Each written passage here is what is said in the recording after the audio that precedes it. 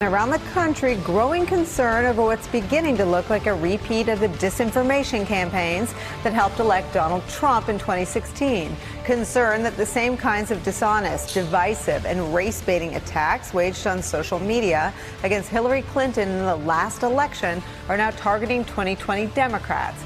Yeah, absolutely. I think the Clinton campaign just presumed that the American voter would sort it out and they could tell things that weren't real from that were real. But you have to remember that if you read the Mueller report, the first half of it describes what essentially amounts to a voter suppression campaign. Now, family, the fact that this is happening right now at this moment, that MSNBC is pushing this crap, this is no coincidence. Look at the very first thing that comes out of Joy Reid's snaggletooth mouth.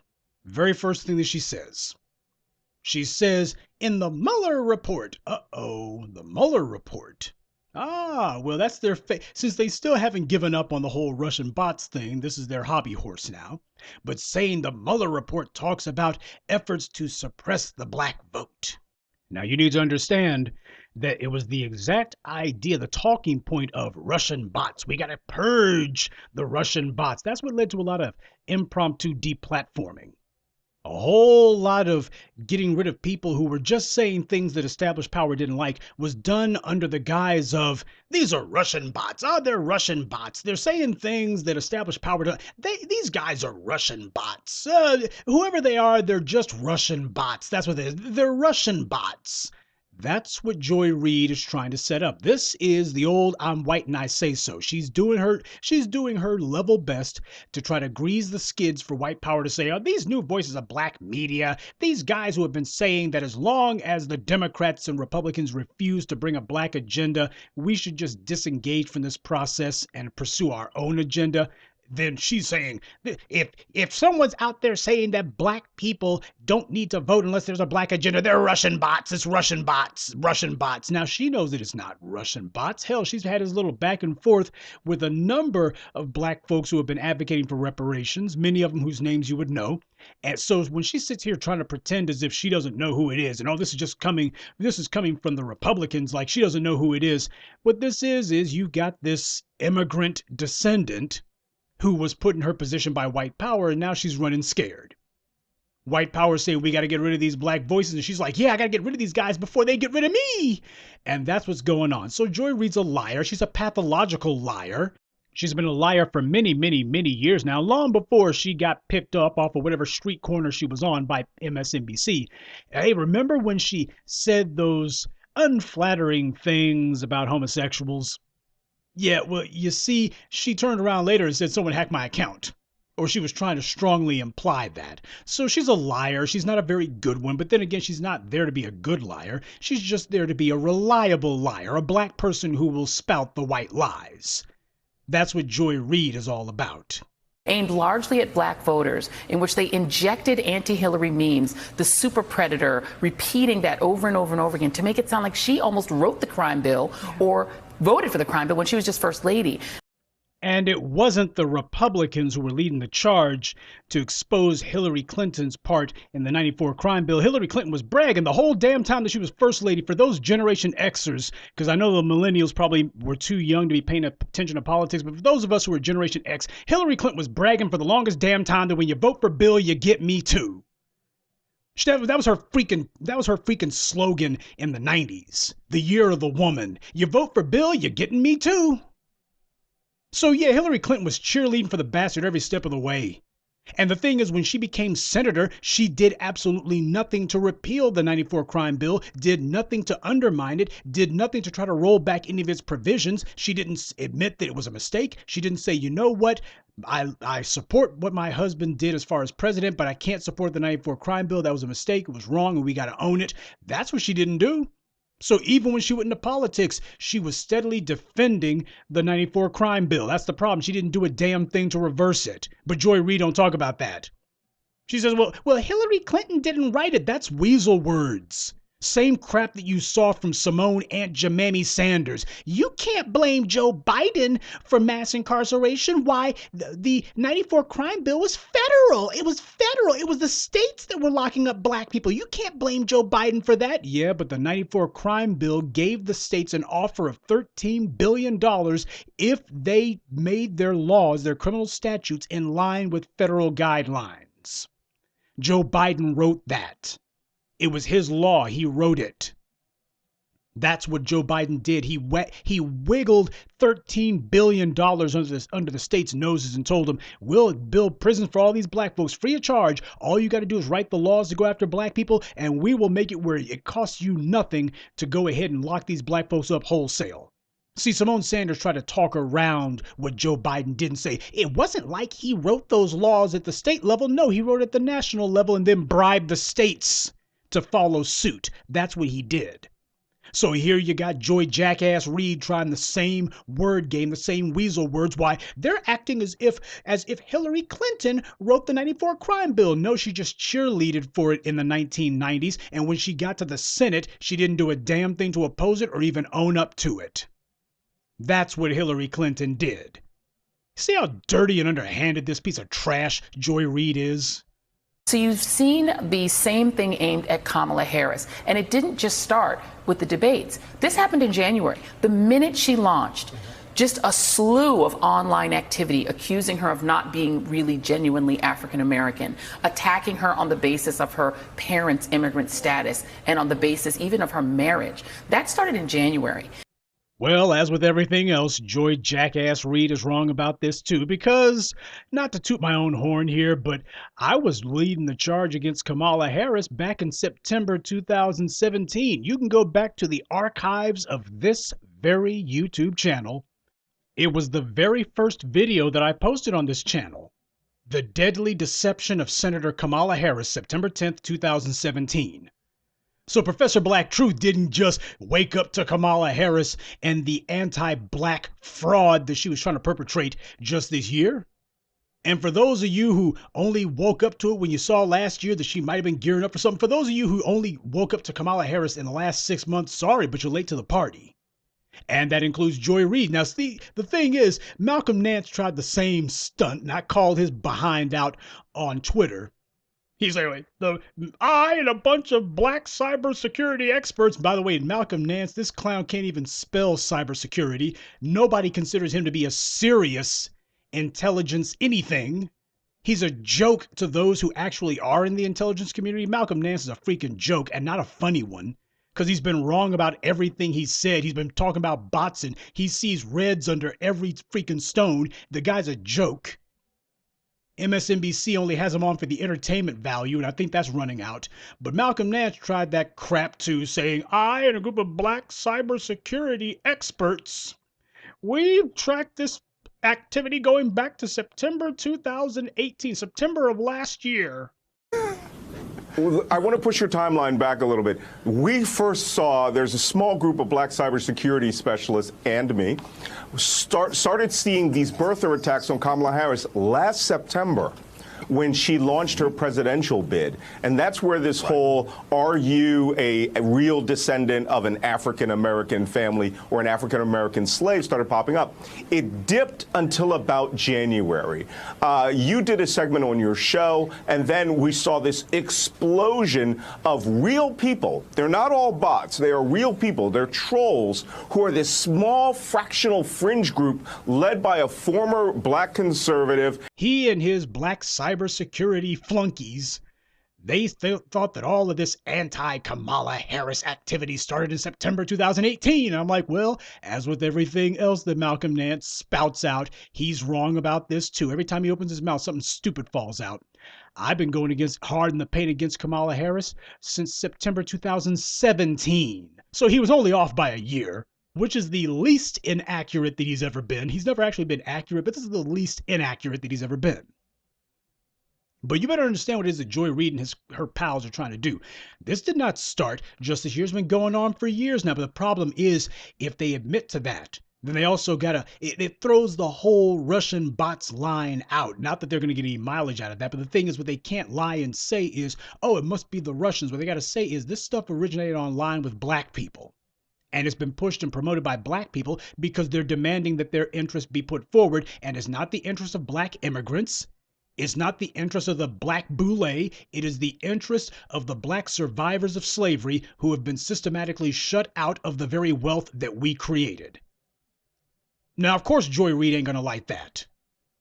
Because when she hears criticism of Kamala Harris, she's looking and going, well, hell, Kamala Harris is pulling the same scam I'm pulling. My scam is the same as hers. We're trying to represent ourselves like we came out of the killing fields of the American South when we really came over here on a boat from the Congo like Joy Reid's folks did. Or that Karine woman that you saw, former staff for Barack Obama. She comes from Haiti. And Kamala Harris's folks come from Jamaica. Man, got a whole lot of black immigrants running around, don't you? Ain't that very interesting? What percentage of the black community are these black immigrants? Are they like 50, 60%? They must be as much as we see them on white television. Oh, wait, they're like 1%, 2%. Okay. Yeah, it ain't hard to see the scam once you open your eyes. And Joy Reid with her nonsense about attacks accusing her of not being sufficiently African American. She was the one running around calling herself Indian American, okay? She only called herself African American whenever she was around us when it came time for voting, when it came time for campaigning. Because ain't enough Indian Americans to put her over the hump. Ain't enough Indian Americans to get her elected dog catcher, much less to the Senate. So she decided, oh, I'm going to say Indian American when I have to, but when it comes time to get elected, there's no real political clout that goes along with it. So I got to be careful here. Okay, that's the game that this idiot's playing. And when I interviewed Kamala Harris, I asked her if the campaign was ready for an online sort of cyber attack against her. And what worried me a bit was that the campaign seemed to say, or she seemed to say, I think we're ready for it. And she expressed a lot of confidence, which is good. I think you're supposed to express confidence. But what I worry about is that writ large, I'm not sure the Democratic Party understands the scope and the scale of how this is going to work, and that it's going to be on steroids versus the way it was in 2016. I hope they're ready. I hope she's right and that her confidence is warranted. But it's intense and it's going to get worse. Now, you notice the part about where Joy Reid says, I asked the campaign, are you guys ready for this torrent of hate that's going to be coming from you from all of these angry black folks? Certainly angry black men who are jealous of your success. But the campaign, they seem to be very confident. Yeah, that's the usual what? Us worry nonsense? Of course, why would they worry? As far as they're concerned, the white media's got their back. They happen to be highly favored by the left hand of white supremacy. They've been playing the game. The California political machine's been taking care of Kamala Harris for 30 years now. As far as she's concerned, what? Me worry? Hey, I got the inside track. Why should I be worried? White power's got my back. And the white media is not going to do anything against me, so this is all in the bag. But what she didn't count on is there's a black media now speaking loud enough to be heard. And we're the ones speaking to the people who she's trying to get votes from. And we're shutting this heifer down across the board. Oh, you might have some minor movement among a couple of white moderates, but that ain't going to be enough to get you elected. So the hell what? Hillary Clinton happened to get some white moderate support too for all the good it did her. So that's what Joy Reid's doing. I wonder if they're keeping up with it. I wonder if they're staying on top of this. And by the way, did you notice something else that she said? She says that the Democratic Party doesn't seem to be quite aware of what's coming their way. And I hope that they're ready. Oh, my. See, we put so much pressure on that heifer, she was forced to come out and say she's a Democrat shill. Why don't you go ahead and listen to it for yourself, where she says in plain words, I don't know if they're ready. I hope that they're ready. I'm not sure the Democratic Party understands the scope and the scale of how this is going to work, and that it's going to be on steroids versus the way it was in 2016. I hope they're ready. I hope she's right and that her confidence is warranted, but it's intense and it's going to get worse. We got these bastards so shook. We got Joy Reid. Her poor little empty head is spun in knots at this point.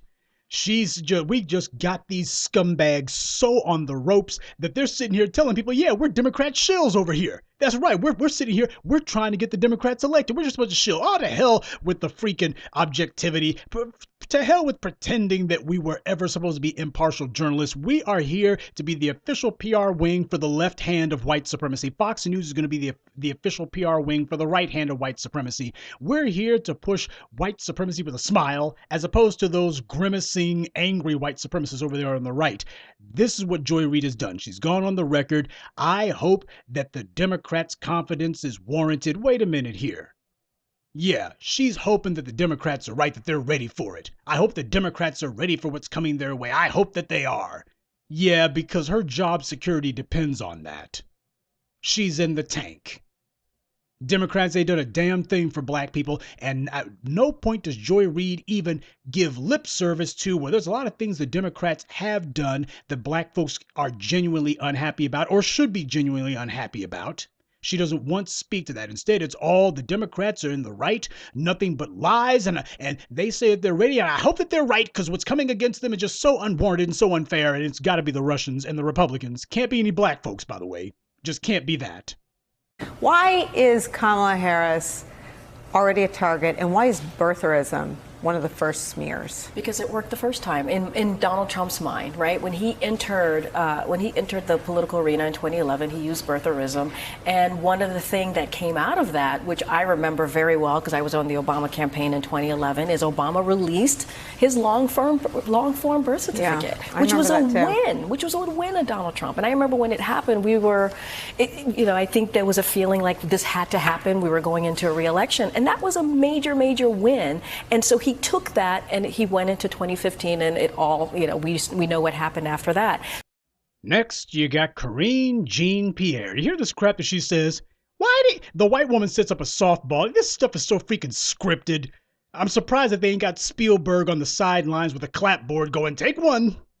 But she goes, why did they think that this birtherism is going to work? Because it worked before. No, it didn't. Donald Trump did not win any election based on birtherism. It failed in 2008, failed in 2012. Donald Trump might have been talking some of that stuff, but it didn't work. And she then has to clean up her lie and go, well, in his mind, yeah, you're going to say because it worked and then clean it up and go, well, in his mind. No, either it worked or it didn't. It didn't work.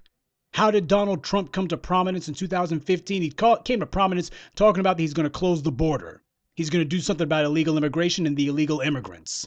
And by the way, that affects people like Karine Jean-Pierre. That affects her in her heart because she's looking at herself and going, well, hell, she ain't that much far removed from an illegal alien when you think about it. She's looking at herself, and as far as she's concerned, she ain't no African American. She damn sure has no ties to the killing fields of the American South. She is one of these Johnny-come-latelys who showed up yesterday on a boat, and as far as she's concerned, all the stuff that black people have been fighting for, I expect my piece of that. I'm part of that. I ain't part of it, but I expect a piece of it. And the same thing with Joy Reid. So what you have is you got white supremacy's black foreign bootlicks who are showing up, and they're trying to hold on to the little position the white power gave them. That's what you're seeing from Joy Reid and this Karine Pierre woman, who, by the way, worked for Barack Obama. She worked for Barack Obama, so you better believe that the crap's going to fly high when she opens her mouth. But this garbage about Donald Trump and birtherism, and it worked for him, and notice how she can't actually say anything about birtherism after 2012. Donald Trump was just trying to get some flashy headlines. He was trying to get some attention for himself. Get people to talk about him in relation to presidential politics. That's all he's trying to do. After 2012, he didn't say a peep about birth or anything. In fact, when he started running his primary campaign, the media was all over him. Oh, what about Barack Obama? They were the ones charging at Donald Trump saying, what about birtherism? What about Barack Obama? You got to answer for that. You were running around saying Barack Obama was not, you were highly implying he wasn't born in the U.S. Come on, you got to answer for it. Donald Trump wanted to stay as far away from as possible because now it was a political embarrassment to him. The same way that Karine Pierre's support for Barack Obama is an embarrassment to her. And the same way that Joy Reid's feckless shilling for the Democrats is now an embarrassment to her. What's happening is we're taking their positives, what they thought of as their strengths, and we're turning these into the black bootlicks' weaknesses. All the things that the black bootlicks thought were their strengths, the black media is turning into weaknesses. Oh, it used to be a strength that you were a black immigrant because white power could look at you and go, well, you ain't got no sentimental attachment to them niggers who came out of the killing fields of the South. So we can depend on y'all we're going to elevate y'all. We ain't got to worry about you breaking bad on us because all of your associations and all of whatever little tangibles you think you're going to get are from us. So we got you under control. And that's exactly what they did by and large. Not all, but most of them. So it was a strength to be a black immigrant because you could go ahead and say, I'm not like these complaining black people over here. I'll go ahead and sell the soap and carry water for white power. But now what's happening is being a black immigrant as a status, that's no longer a strength anymore. It's been effectively turned into a weakness. It's been turned into a liability. And now you got them trying to run from it as fast as they can. Now they're trying to disavow it. But they can't because when it comes time to talk about, hey, what plantation in the South were your ancestors from? Well, my people are from the Congo. Okay, so that means none. Hey, what about you, Corinne Pierre? What plantation in the South did your folks, were they imprisoned at? Well, actually, my people come from the upper crust of Haitian society. My great-grandfather was he was a plantation owner himself, but he was a good one. That's what's going on here. Those strengths are being turned into liabilities, and now they're trying to say, you can't question my blackness. I have no question that you're black, but the question is, are you somebody who is working against the interests of the survivors of American slavery? Did you come out of those killing fields in the South? That's what we question.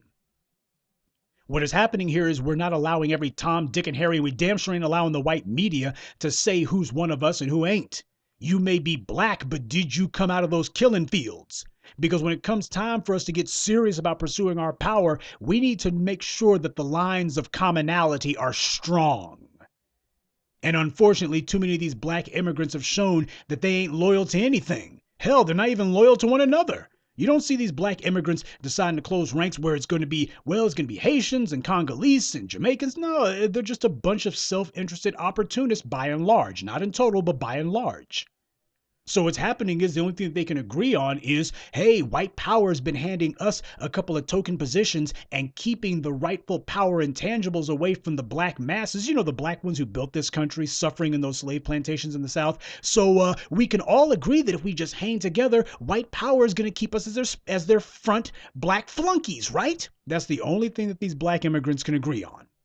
So when you see Corinne, I keep wanting to say Corinne Steffens. Maybe, I guess it's mainly because Corinne Steffens was a music whore, and this Corinne Pierre woman's been a political prostitute. She's been prostituting herself to whatever political interest will pay her. And Joy Reid's a media whore with a day job. I guess that's the reason why. But that's what these guys are on. They're scared because white power, they felt, gave them immunity from black distrust, from black disapproval. It didn't matter what black folks said because white power had its thumb on the scales. And now black media is aggregating that black support, is starting to say some unpleasant truths that white power doesn't want said, doesn't want repeated. And these black immigrants are very desirous to make sure it doesn't get said. They've been getting by for a long time. They've been getting a free ride off of our black backs. There's been a free lunch going on for about 50 years now. And what's happening is we're declaring the white supremacist buffet closed. We're taking their black immigrant status, which used to be their ticket to ride, and we're turning it into a liability. That's what they're angry about. That's the reason why they're so resentful. Because the exact same vulnerabilities and liabilities that Kamala Harris has, Corinne Pierre has them, and Joy Reid damn sure has them. So they got to stick up for her, not because they like her, but because of the fact that they're trying to protect themselves.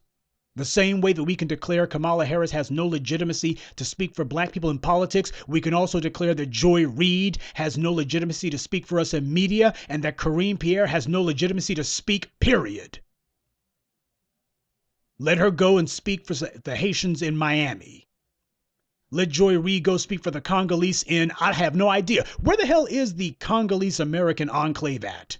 Anybody know? Anybody at all? Yeah, they understand exactly what's going on here. They supposed to be the head Negroes in charge. The immigrants gonna come, these black immigrants gonna come in and they gonna be the head Negroes in charge over us because white power is going to insinuate them among us. And what's happening is we're declaring that everybody's got to show their hand. You got to show these credentials that show that you are what we think you are. Everybody's being compelled now to have to show and prove, stand and deliver. And Joy Reid's sitting there with empty hands, empty pockets. Karine Pierre's got empty hands, empty pockets, and an empty brain. And what they're seeing is, yep, everything that you thought was supposed to be just so golden with white power has now made you anathema to black society. It's now become a problem and you can't solve it because you don't have the power to, and white power can't bestow legitimacy on you. White power doesn't have the ability to arbitrarily certify you as being a black person who came out of the hell of American slavery. That's what they're so angry about. That's what they're so scared of. It's something that I told you. Whenever people are angry about something, and Joy Reid, you can just see that little demonic look on her face. When these people are angry, and Karine here, she's got that freaking anger mask frozen on her face. This anger that they're showing over this, whenever somebody is really angry about something, the first thing you ought to be asking is, what is this person scared of? Because most anger, especially angry reactions, are rooted in fear. And what Joy Reid and Karine Pierre are scared of is that the free ride that they've been having all this time is about to come to an end. The gravy train that they've been riding is about to derail.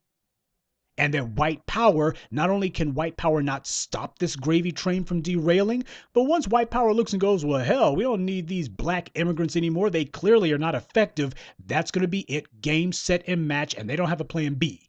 Because they ain't going to be able to run to us. We are effectively defining them. We are the ones who are telling people who and what Joy Reid is. We are the ones who told people who and what Kamala Harris is. We are the ones who are telling people who and what Karine Pierre is. Yes, the black masses who have been rendered mute have finally found their voice, finally found their force. And they are using it in their interests. What he was saying is not only just simply foreign forces deploying these techniques, but domestic forces deploying these techniques. So there are folks out there, the ADOS movement, the American descendants of slaves, who are making hay in all sorts of places across the country and have a presence on the web. They're not bots. They're not Russian folk. They're actually trying to have an impact on the way in which we talk about race in this country. And unless we understand and be able to differentiate these various forces, we're going to lump them all into the same thing and not understand the nature of the dangers that we face in our electric system. Now, before we go any farther, Eddie Glaude, showing that a stopped clock is right at least twice a day, he goes on to talk about the many threats that the country faces. And he gave a little bit of passing mention to the whole ADOS movement. And a lot of you noticed that. You also noticed that he came out and said, they're not bots. Well, he said a lot of them are not bots. Joy Reid sitting there like a freaking statue. Ordinarily, she'd be amening every word. Her head would be bobbing up and down like the chicken head she is. All of a sudden, she's sitting here just froze like a statue. Can't even move. She looked like somebody hit her with a freeze ray when this Glaude character said they're not bots. Yeah, because Joy Reid, for a hot minute there, she was trying to say that they were bots before she disengaged. It was like, I better stop talking to them all together because the longer I talk to them, the harder it's going to be for me to say that. So I just won't say anything about them all together. But understand something, Eddie Glaude didn't bring it up so that he could do the movement any favors, okay? He was doing it precisely to frame that movement happens to be part of a threat. Look at what the hell this bastard said. He links two very important ideas. One of them true, the other one false. First, he says that the whole ADOS movement, they're trying to have an impact on the way that we talk about race in this country and in elections. And then he goes on to immediately say, we can't lump everybody together in the same thing all at once, or we're going to lose sight of the various threats that we face. So you have this fallacious, fraudulent little panel that MSNBC is putting on, which is mostly for them trying to do damage control for Joy Reid. She's been taking on water, falling like a lead balloon, getting busted up online every day. So they're trying to bring her on and try to help do a little bit of PR doctoring for her soiled image. And this Eddie Glaude character sits here and in a conversation, and not even a conversation, just a nonstop diatribe where they're sitting here bringing up the Russians and the Munchkins and the one-eyed, one-horned, blind purple people eaters. The Martians will surely be next. After all, Mars is red, and I'm sure that they'll be bringing up the Martians next. The Martians must be Russians because their planet is red. So what they're doing is they're laying the groundwork for anybody who is actually saying that Kamala Harris has no legitimacy to speak for people who came out of American slavery, which, by the way, she doesn't. She can speak for the Jamaicans. She can speak for the Indians. She can't speak for me. And she's made it clear she's not going to. So any black folks who say, well, in that case, then we're discrediting and delegitimizing her. She can't speak for us. They must be Russian bots, which is laying the groundwork for they got to be deplatformed. That's what this is leading to. As the campaign really starts to heat up, it's going to be a matter of, and what are these people online saying that Kamala Harris has no legitimacy to speak for black folks, for the majority of black people in this country? They must be Russian bots. And when the hell is Google going to do something? And when's Twitter going to? These guys need to be gone. Oh, it's going to be 2016 all over again. That's what they're laying the groundwork for. That's where this is all going. They're trying to go ahead and get that started now, get that steady drumbeat started now. Deplatforming. Got to deplatform these new voices of black media. We got to shut them up, because they're saying the wrong thing. I happen to be descended from the survivors of slavery in America, and my roots run deep. Kamala Harris, I would love to say that her roots are shallow, man. Her roots ain't even dust deep. All it would take is a light breeze and Kamala Harris blows away. So she's trying to glom on to those of us whose roots are so deep in the freaking soil we cannot be moved. My doggone roots run straight to the core. I built this country. My family built this country.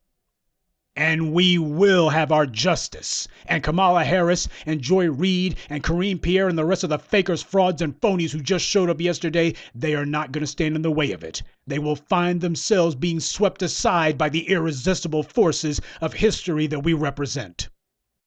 And Eddie Glaude trying to sweet talk some sort of fake connection between the black people that you're hearing online and between the Russians and bots and all the rest of this conspiracy theory nonsense, trying to say that, oh, these guys must work for the Republicans. Have they said one word about vote for Donald Trump?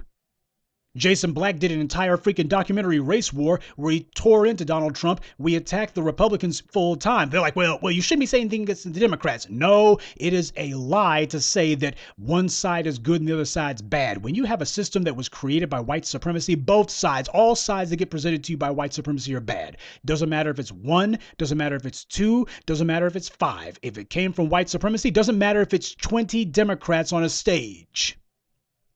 If they were presented to you by white supremacy, then they're all bad.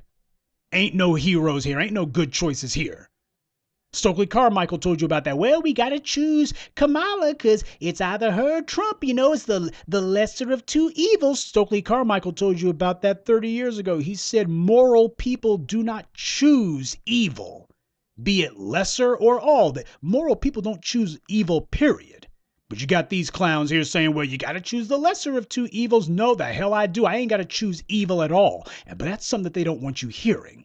They don't want you hearing that you can go another way, your own way to black empowerment. They want you just sitting there, same old treadmill. I can choose from white supremacist candidate A or white supremacist candidate B. So do you prefer your white supremacy with a scowl or with a grin? Which one do you prefer? And what is it, the sin that was committed that Eddie Glaude figures lumps people in with the Russians and the bots and all the rest of this half-baked conspiracy theorizing? What's the sin? That you got some people out there who are trying to influence the way that the country talks about race. And who are they? Well, he said himself, they're not bots. So they're black people. So that's Eddie Glaude's problem. And make no mistake, he has a problem with that. You're not supposed to be influencing the way we talk about race. Why? That's what people like Eddie Glaude are there for. That's his job. And white supremacy pays him for it. That's his little hustle. And Joy Reid, that's her job. That's her little hustle. They're supposed to be telling people what black folks think about race. They're supposed to be parroting whatever white supremacy tells them to say and get us to repeat the same lies. But black folks speaking for themselves? No, that's not supposed to be happening here. Why? You got the tail wagging the dog. You got the black folks speaking for themselves.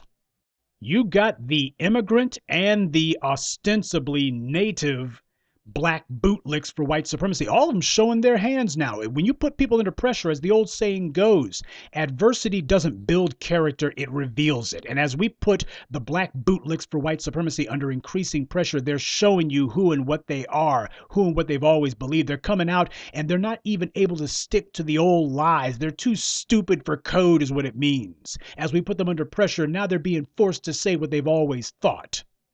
We're supposed to be doing the talking. You dumb black folks, you're supposed to be repeating what we say, not the other way around. Yeah, now they're showing they have never been speaking for black people. They have always been white supremacy's mouthpieces, trying to misrepresent what the issue is to keep black folks on the treadmill and the new voices of black media. We're getting black folks off that treadmill. And it says a lot that you got this white woman, this blonde-haired, blue-eyed white woman, who has no more credibility to speak on black issues than Joy Reid or Kamala Harris has, and yet she's the one who's hosting this little panel. Now, doesn't MSNBC normally contain all the black chat stuff to Joy Reid's little weekend sideshow? That little traveling circus of the damned that she does on weekends, isn't that usually where MSNBC, the good folks over at Comcast, prefer to contain the black commentary to that? Yeah, but it says a lot that now it's spilled out where, nah, Joy Reid ain't going to be able to contain this one. And this wasn't even on a weekend. It was on a freaking Friday, not even a Saturday or Sunday. This was on a Friday they had to do it. Yeah, so we got to get a jump start on trying to lie about black folks, because what's happening is we are slowly but surely in increments coming to dominate, not merely influence the conversation. We're coming to dominate it. We're staying on our square. The white media is realizing that no, playing the game of, well, we're not going to talk about black folks anymore. This reparation stuff, that's done. It's passé. It's old news. News cycles moved on. Headlines changed. We're going to talk about immigration, and we're going to talk about the crisis at the border, And we're going to talk about Gay Pride Month, and we're going to be talking about the price of rice in China, but we're not talking about reparations. We're not talking about black agenda. No more of that. That's done. It's over. That's what they thought was going to happen. Well, if we're not talking about it, how much influence and how much momentum could these black loudmouths online possibly have if we stop talking about it? Well, what they're finding out is we have a lot. In fact, we got the upper hand. White power has ignored us for over a decade, and I told you that that was going to be their undoing. That the very fact that they were too scared to take us on back in 2007, they were too scared to engage with us then. They were going to try to pretend like we would go away. If they just ignored us, we would go away. We haven't gone away. Now we're stronger and more influential than we've ever been. And what's happening is white supremacy's black mouthpieces, their reliable bootlicks, they are now finding themselves under increasing pressure. They're finding themselves being exposed, with white power looking at them and going, what the hell do we need you black immigrants for anyway now? What do we need you for? You couldn't contain the black threat? Clearly, black folks are not being led around by the nose anymore. You couldn't fool black folks, the survivors of slavery, into thinking that you were one of them. You're black, but the thing about it is that's all you are to them. Sure, you're black, but that's where the similarities stop. So obviously, you're no longer useful to white power. That's what Joy Reid fears. That's what she's all mad about. She needs us in order to continue. We don't need her at all. So out of a 17.5-minute waste of time, the white media spent almost 12 minutes merely talking about the impact that the new voices of black media are having on the presidential race. Think about that. Because up until now, usually white media makes it a point to only contain such discussions to 5 minutes. But here, out of a 17-minute segment, they had to more than double the amount of airtime that they normally would devote to this thing, and all of it was geared toward trying to delegitimize the real talk that we're putting out there, because they have to do this. They got to start. They can no longer depend on Joy Reid to put in a couple of words on a lazy weekend and think that that's going to be able to mislead the black masses, because they can get this real talk every day from the new voices of black media. They can get this real talk every day and not just on weekends or whenever Comcast says we'll give you a little bit of airtime. They can get this real talk every day. And what's happening is now that black folks are actually hearing the truth and going, wait a minute. Yeah, we did notice that white power only selects certain Negroes, and definitely they prefer that their Negroes come from abroad. And that these people come among us and try to say that they're part of us when they're not. They try to perpetrate a fraud as if they somehow came, that their blood was shed in the same mud as ours, and it wasn't. And they want to go to arguments that they think they can win. Kamala Harris, they saying that she's not black. First of all, whether or not she's black is irrelevant. I would vote for a white person, the man on the moon, if he came along and said, I'm going to be pushing for reparations. If he had a track record, if I saw a clear track record of this is somebody who is out there pushing for what's in my interest and has already come to me, bent the knee and taken the pledge that reparations, cash payout, large cash payouts, 20 trillion and counting, is going to be a central plank of his political platform, I would vote for any candidate who does that. You want to know why? Because I believe in power. And when it comes to power, we have no permanent friends. We have no permanent enemies, only permanent interests. Donald Trump refuses to take the pledge to reparations. He says that he's against reparations, hence I am against him. But guess what? Kamala Harris has also said, you think I'm going to do something that only benefits black people? No! So I'm against her too.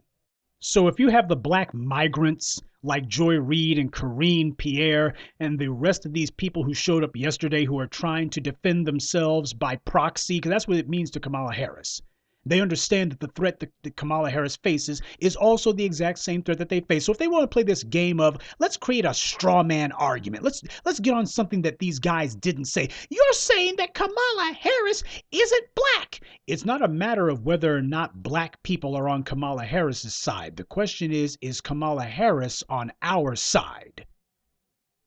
That's what it is. Is Kamala Harris on our side? And the verdict is a resounding no, she is not.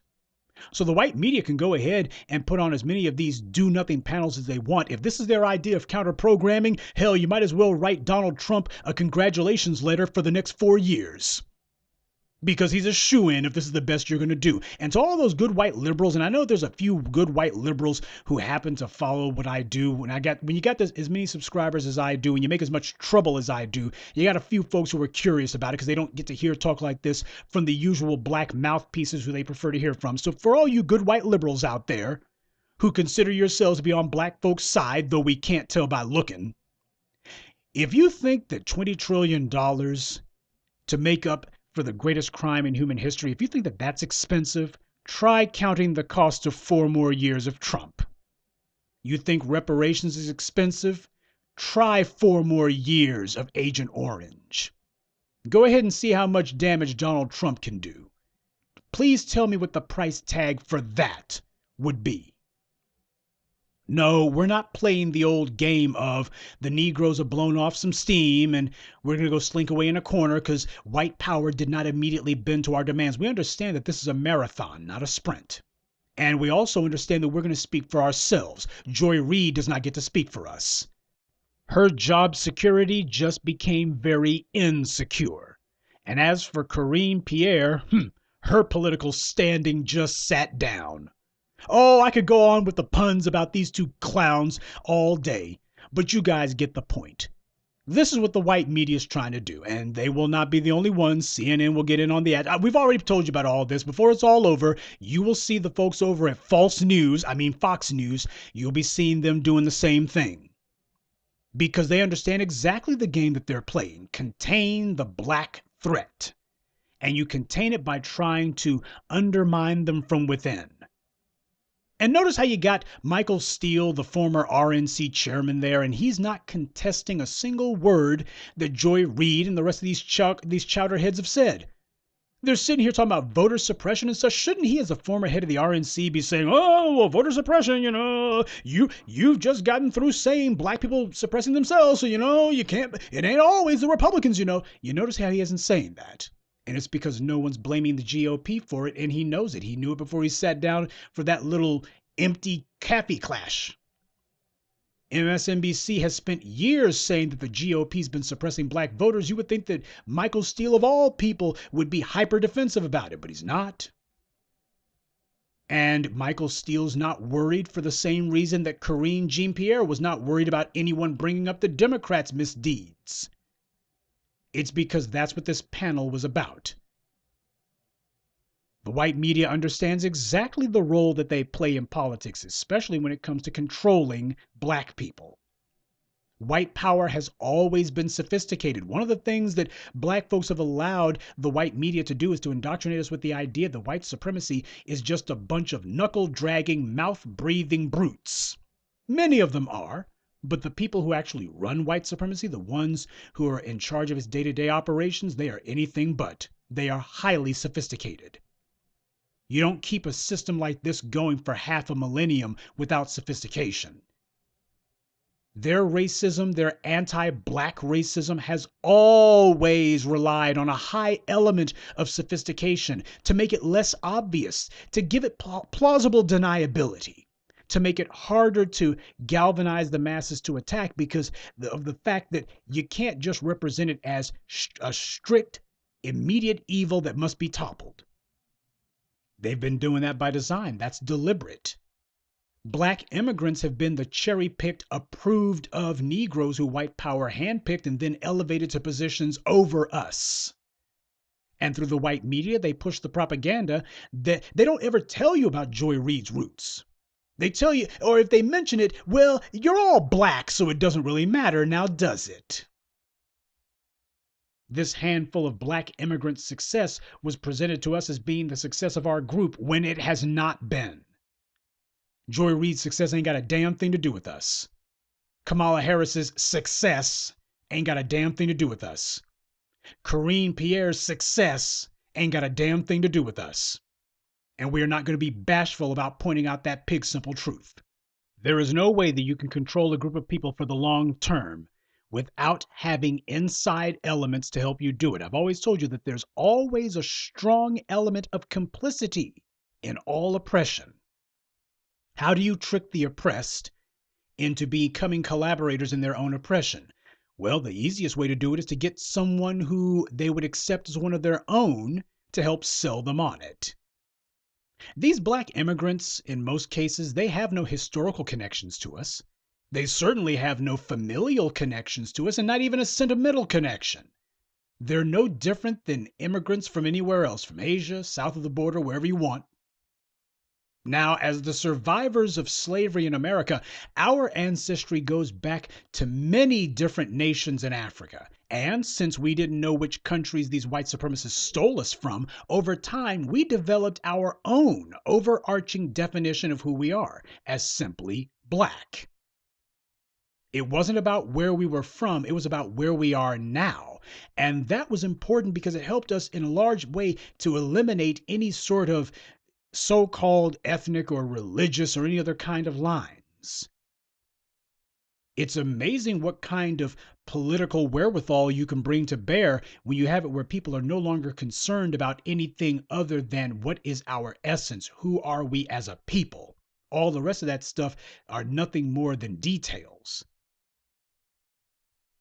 And we extended this exact same unifying disposition of as long as your skin is dark and you were caught up in the slavery experience, why, that's good enough for us. We took that exact same unconditional acceptance that we have for each other, and we extended it to these black immigrants. Now, in the beginning stages, for the first, I'd say 20 to 30 years, this would have made sense because you had immigrants coming in like Marcus Garvey.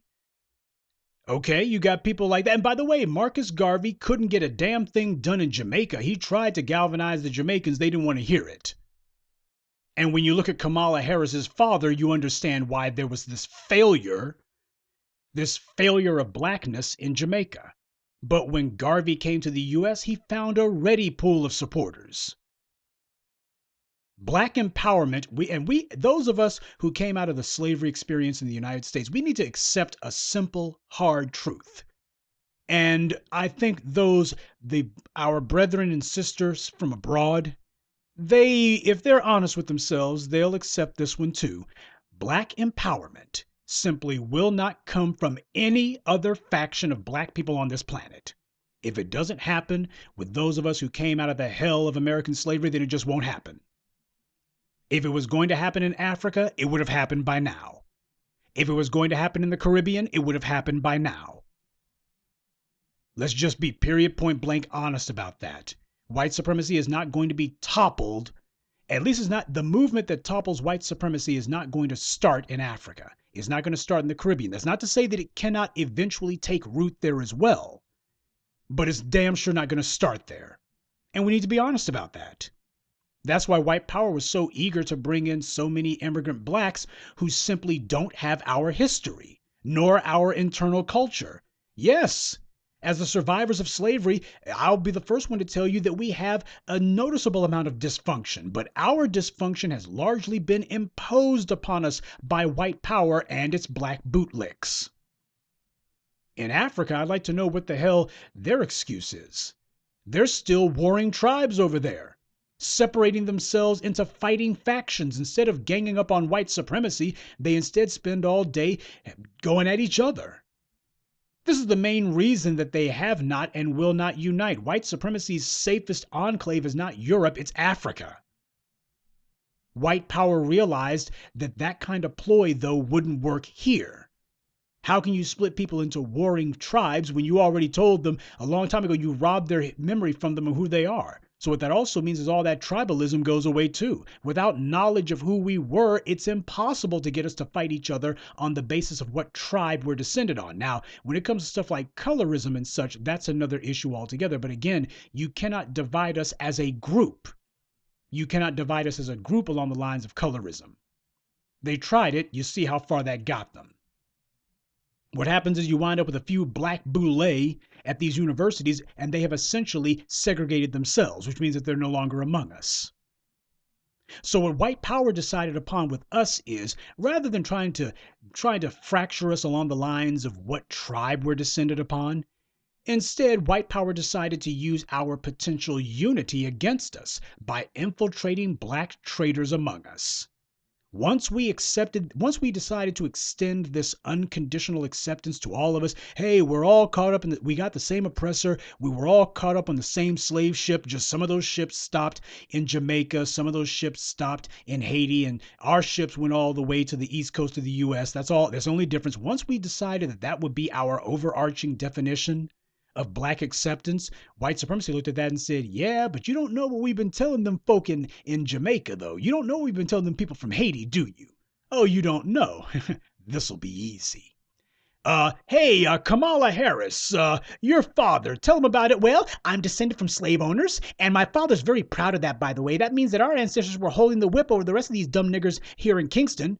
And what about you, Joy Reid? My family was collaborating with the Belgians in the Congo to help keep the niggers in line.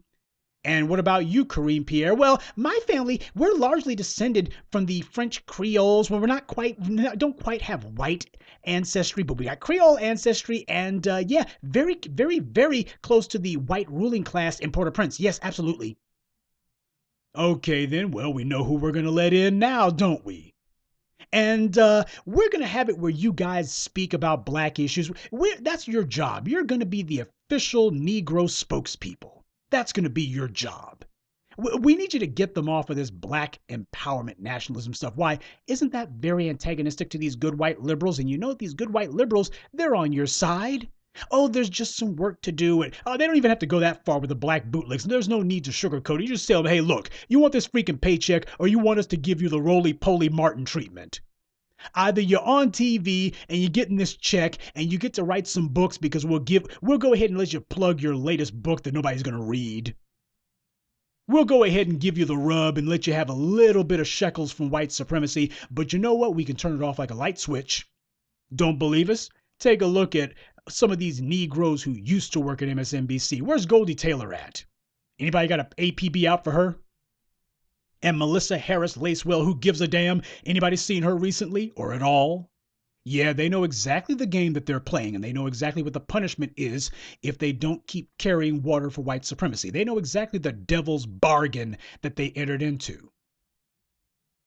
Joy Reid knows exactly the satanic pact that she entered into.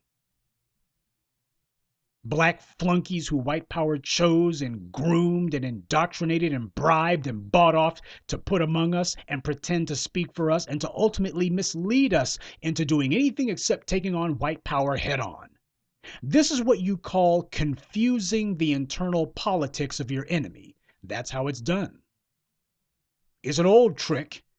But the old tricks usually get used precisely because they've been effective for so long. You want to control a group of people for the long term, you have to confuse their internal politics. And that means you need some folk on the inside to do it.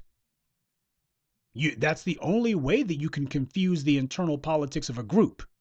You got to get some folks on the inside who are shouting down. When somebody comes along and starts talking this black empowerment stuff, somebody comes along and starts talking stuff that's against the interests of white power, you need somebody who'll shout them down, or somebody who'll say, well, we can't forget about the people with alternative lifestyles. And what about these interracial couples over here? We can't leave out the 50,000 religions now. And next thing you know, it just becomes just this big wall of noise. You're fracturing people along lines of what they do in the bedroom, or what is it that they believe on Sunday or Saturday, or who is it that they're snuggling up with. And meanwhile, the goal of toppling white supremacy gets left by the wayside. You can never get that critical mass together because you're allowing everyone to speak. That's part of the reason why for over a decade now, one of the top priorities of the new voices of black media, particularly Jason Black and myself, is we don't allow everyone to speak. Forget that. I'm the one who coined the phrase that black empowerment is not a big tent, because the only thing that a big tent is good for is a circus. And we've been 3 rings for the last 500 years. So hell no, we ain't letting every Tom, Dick, and Harry speak. I have no problem whatsoever with black empowerment being the very epitome of groupthink. Because we could use a little group thinking as opposed to group unthinking, group non-thinking. So no, Professor Black Truth ain't trying to figure out a way to incorporate every possible belief system, every possible lifestyle. To hell with all that. Black empowerment is not going to be some witch's brew of all of these various dysfunctions and neuroses. Forget it. We're staying razor sharp focused. And when you see who the white media keeps putting out on TV for the sake of talking about black people, we can see who the internal traitors are. And now they're exposing themselves. We put so much pressure on these bastards. It's been 12 years that we've been working on them. But now that the critical mass of black people has been reached to the point now where we can do major damage to major party candidates, now you see that the white media's black flunkies are now forced to say, we're in favor of the Democrats. We're trying to get the Democrats elected. And these people over here these black folks at the grassroots who are trying to have an impact on how we talk about race, we need to recognize the danger that they pose. That's what that Eddie Glaude character was saying. We got to recognize the danger that these black grassroots pose. It's not just the Russians, it's also these black grassroots people too. Now they're coming out and saying it. They're coming out and saying that we pose a threat. That's J. Edgar Hoover COINTELPRO talk. Except white supremacy has never been limited merely to the FBI. The black grassroots are making their presence felt.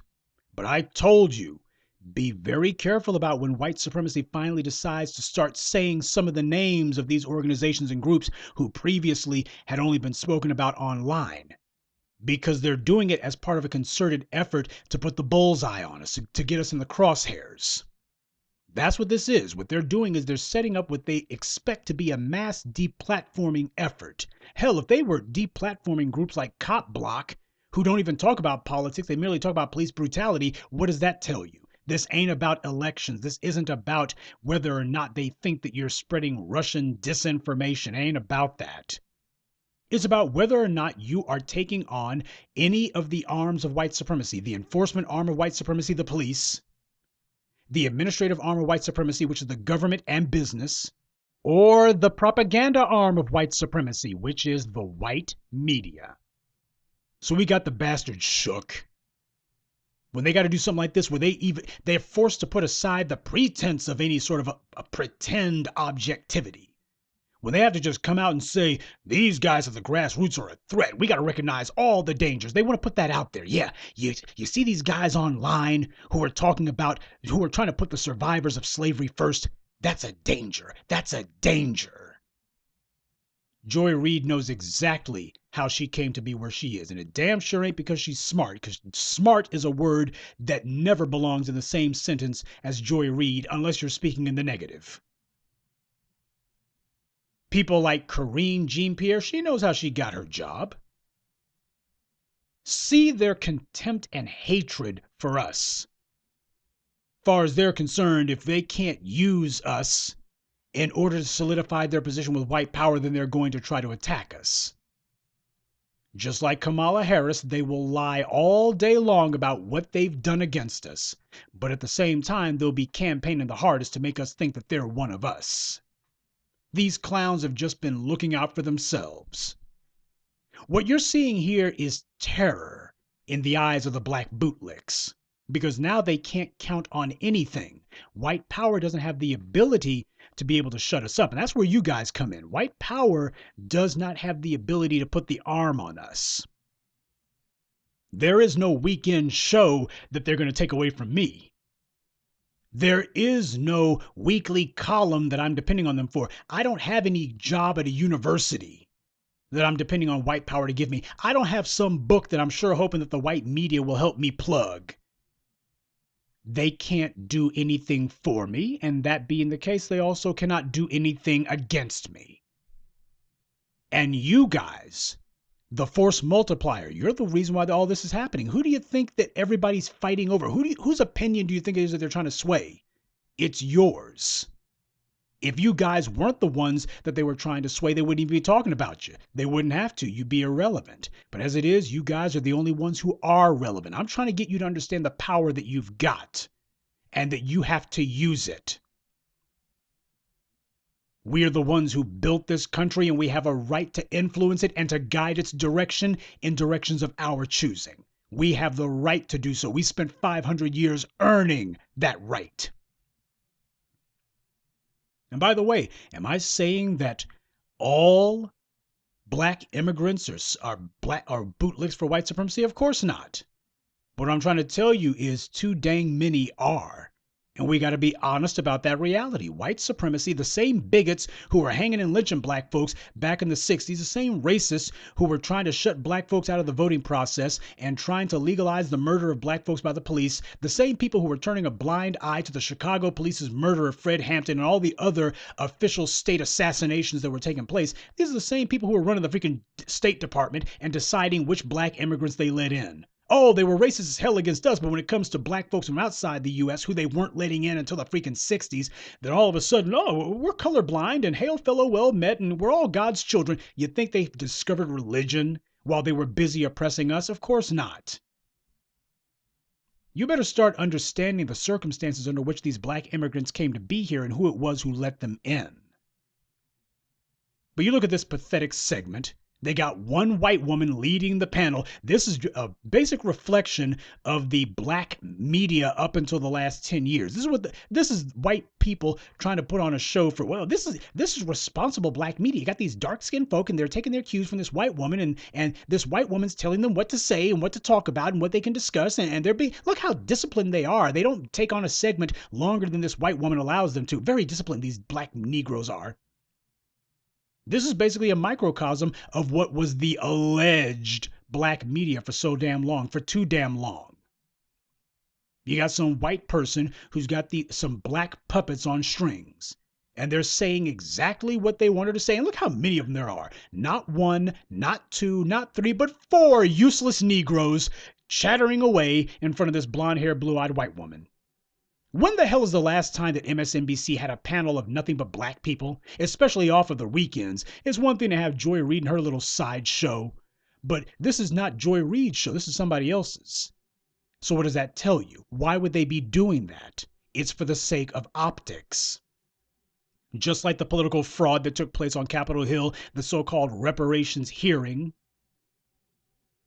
You got to make sure you get some black folks out there to amen whatever the position of white supremacy is. That's the job that the white government serves and that the white media serves. They are the mouthpiece for official power.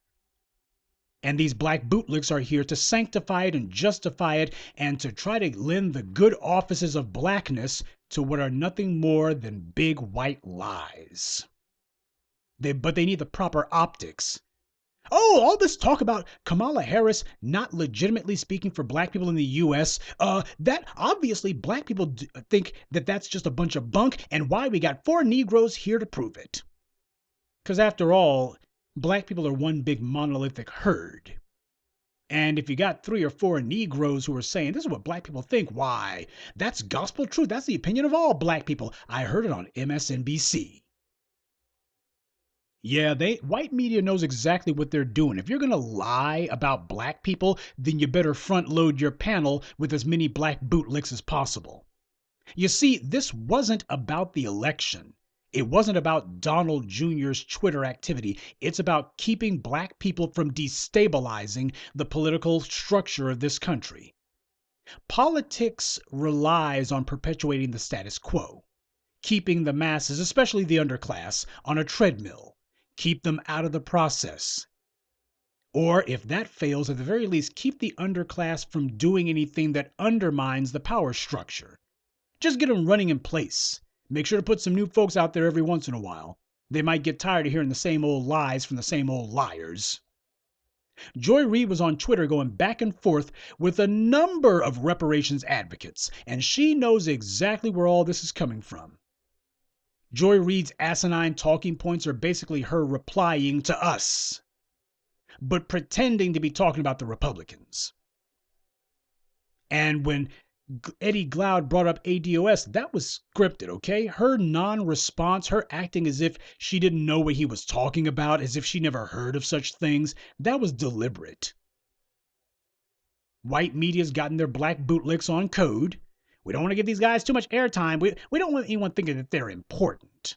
If we talk about them, remember, we're good. What we're working toward the goal of deplatforming them, because we know that they took down Kamala Harris, and we know that they turned the blue wave into a blue ripple, and we know that these guys were the ones who blunted the black electorate to make sure that Hillary Clinton was punished for her sins. And we need to make sure that people don't see them as legitimate. So when these guys start crushing candidates later this year, we need to be able to point out that we have been consistently saying that they're Russian bots. They're Russian bots. These guys are bots. They're bots. They're bots. They're bots. This is a Russian plot undermining the elections. Oh, these black folks are undermining. Maybe not all of them are bots, but the point is they might as well be. They're irresponsible. They are just one of the many dangers that we face. Ain't that what Eddie Glaude said? These black folks who are trying to influence, to talk about race in America, who are trying to have an influence on it, they are one of many dangers that we face. And didn't Malcolm tell you about Negroes using that word we? When Eddie Glaude says we, who the hell is he talking about? He can't be talking about black folks because the black folks are over here with us.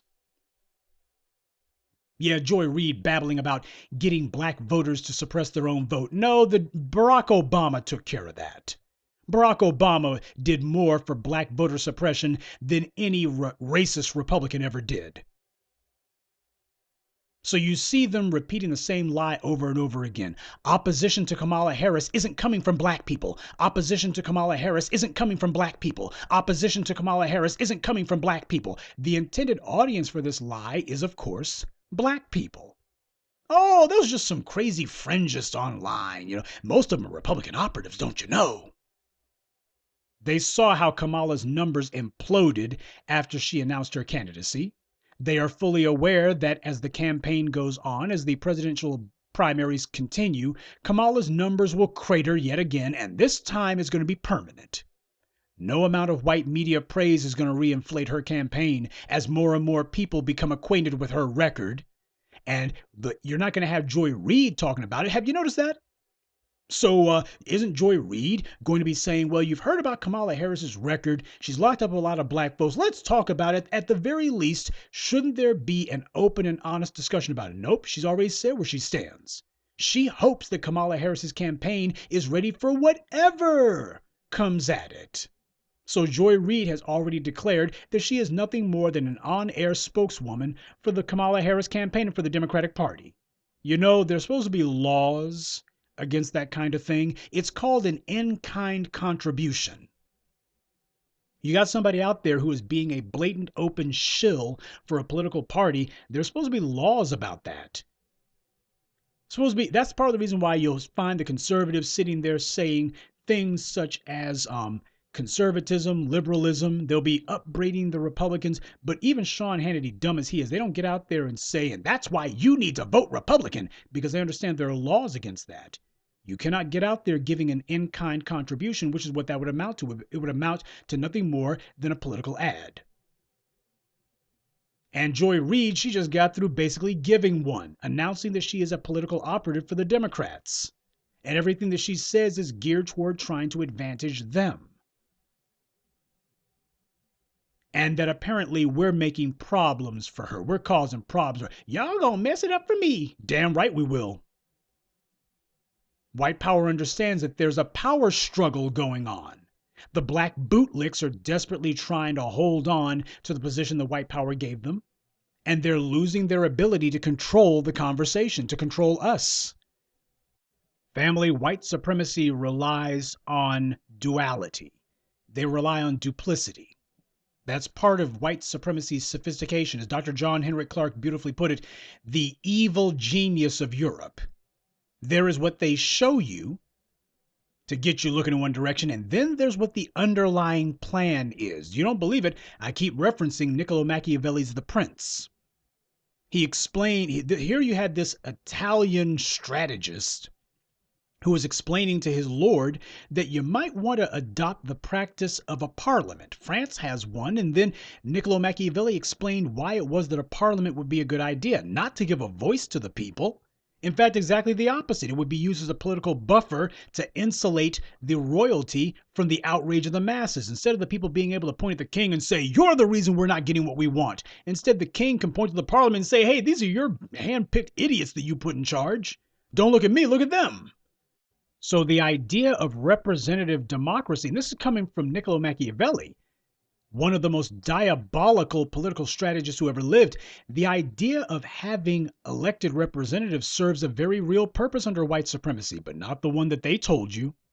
Now, a lot of you wonder, why is it then that people like myself say that voting is still vital and crucial at the local and state level? Or that voting can be occasionally useful at the federal level? Why is it that we say that? Doesn't it contradict itself? And the answer is no.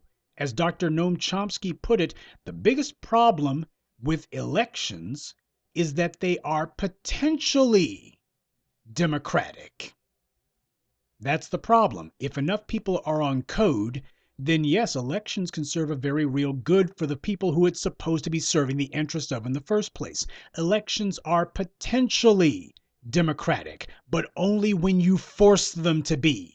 That's the part that Noam Chomsky left out. You gotta force this sick white political system to be democratic. You gotta force it to, because that's not the reason why they created it. That's not the purpose that it serves. That's not how it's structured, and that's not how they administrate it. They administrate it as nothing more than a means to get you running in place as a means of control. You keep running to the polls like a freaking lemming and wondering why nothing changes, because that's the point. They got you on the freaking treadmill. You choose from a slate of candidates given to you by the very people who are fighting against your interests every day. You keep choosing from their candidates instead of fielding your own. You keep letting them tell you what the issue du jour is going to be instead of you telling them what it's going to be. I'm trying to train you to see elections the way the white power sees them. Understand the function that they serve the way that white power sees it. As long as black people are voting, then we're not revolting. As long as you're trying to vote, that means you're not in revolt.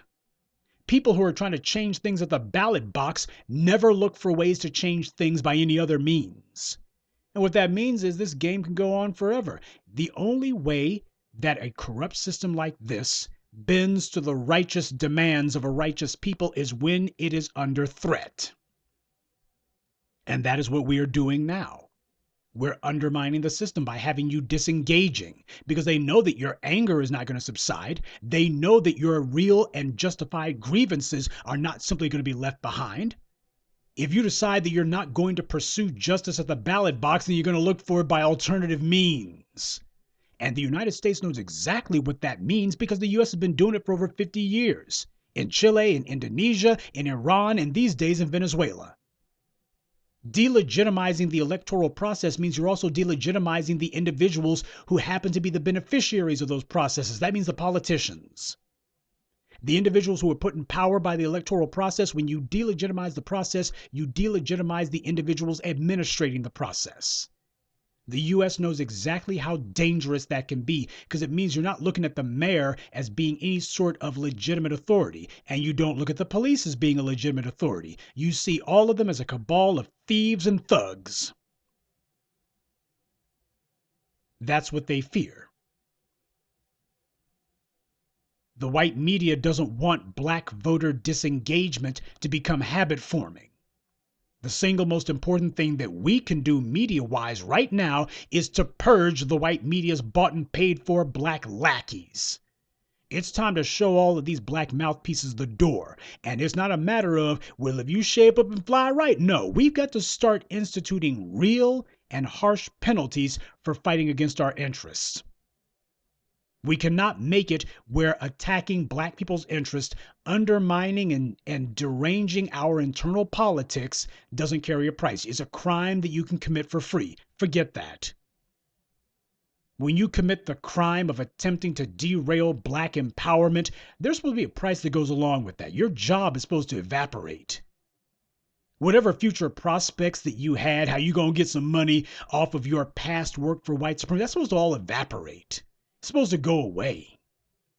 Kamala Harris is supposed to be looking at just this empty chasm where her political future used to be. That's how you know that we're actually charging a real price. When these guys look and see that we can take away whatever economic or political prospects you thought you had. White media companies can give Joy Reid and Don Lemonade a TV show, even give them an audience, but the white media cannot give them influence. The white media cannot give them legitimacy. Only you can do that. Joy Reid is a white media. She is a white Democrat puppet, as is Karine Jean-Pierre. Look at the way they talk about, look at the way that these guys talk. They're nothing more than dark-skinned white liberals. And that's why what we're doing terrifies the hell out of them. They are a system of control, and we are breaking one of white supremacy's tools and throwing it out the window. We are getting rid of the black bootlicks among us. We're getting rid of white supremacy's black operatives, all the spies and informants and agent provocateurs and the individuals they put among us to sow the seeds of confusion. We're tossing the scumbags out. And the reason why is we are determined to have black empowerment in our time. And we are not going to be polite or nice or gentle about the means by which we achieve this goal. We understand exactly what we're up against, and we understand what we have to do. You cannot change a 500-year-old system of anti-black racism by being gentle about it. Because when you start talking about forcing structural changes on the system, all of a sudden, white power starts claiming you're a Russian agent. They're not playing nice with us. Why the hell should we play nice with them? You cannot get a system this sick and demented to change on its own. You're not going to craft an argument that's going to be persuasive enough to get these bastards to see reason. You cannot elect a candidate who will make enough sense to them to get them to give up on white supremacy. You're not going to show them some sort of respectability politics or some sort of superior morality that's going to get these guys to suddenly discover religion. White supremacy cannot be reformed. It can only be crushed. So that's what we're going to do. And that means a whole lot of folks who've been eating good off of white supremacy. A whole lot of folks who have been playing the game, playing footsie with white supremacy at our expense. They're going to find their path becomes very, very hard, very, very quickly, and that there will be no coming back from this. Of a necessity, we must be forceful about black empowerment. This isn't about giving white supremacy a new coat of paint. This isn't about a couple of minor changes around the edges. We're talking about completely and thoroughly dismantling white supremacy, crushing it to dust, and then dumping it in the ash heap of history. We're talking about tearing white supremacy down, root and branch. But Joy Reid depends on white supremacy for her job and for everything she hopes to get. She knows that there's a thin line between being on TV part-time with a nice salary and being on the has-been list with Big Bird and Goldie Taylor And Melissa Harris, who gives a damn, and Roly-Poly Martin, she knows that it ain't nothing for white supremacy to add her name to the list, and they won't give a damn about it. They won't shed a tear and won't care. See, the job of the black bootlick, be it Joy Reid, Kamala Harris, or Al Sharpton, their job is to control the former American slaves. And to keep us from ever using our numbers to attack this system of white supremacy. Marching, demonstrating, even rioting isn't going to change the system. Delegitimizing the white electoral system and the white media will. Because of what it leads to. I'm not saying that in and of itself, simply delegitimizing the white electoral system and calling out the white supremacist shills, that's going to change everything. No. But it leads you in the right direction because the logical next steps take you where you need to go. The white government uses the white media to tell its lies to the masses. When you decide to discredit the white media, you're also disengaging from whatever spin power that the white media tries to use.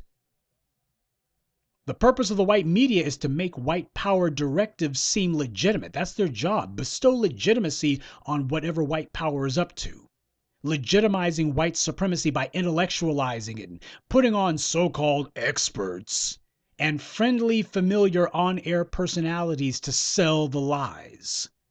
When lies are coming from an authoritative or credible or amiable source, people are a lot less likely to question these sources or to oppose them. This is the threat that we pose. We're getting you to look at all these guys and see nothing but a bunch of empty liars. And the black immigrants and the homegrown black flunkies of white supremacy, they stand to lose everything as this message grows in influence. White power doesn't like their black bootlicks, and it becomes apparent that they can't mislead us. So white power will not hesitate to throw these scumbags out.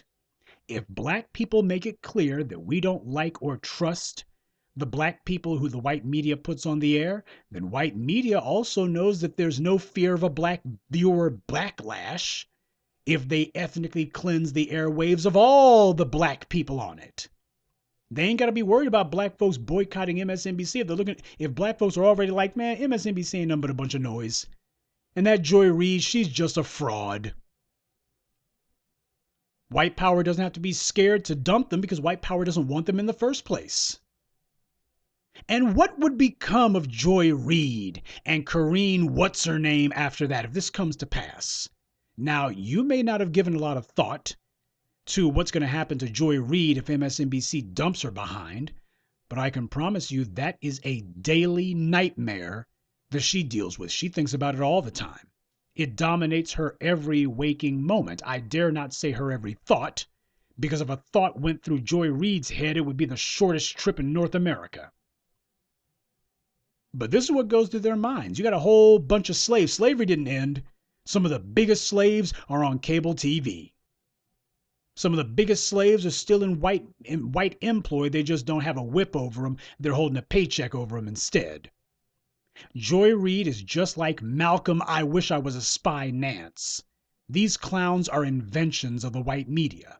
If it wasn't for MSNBC, who the hell would even know who Malcolm Nance is? Who would know who Joy Reid is?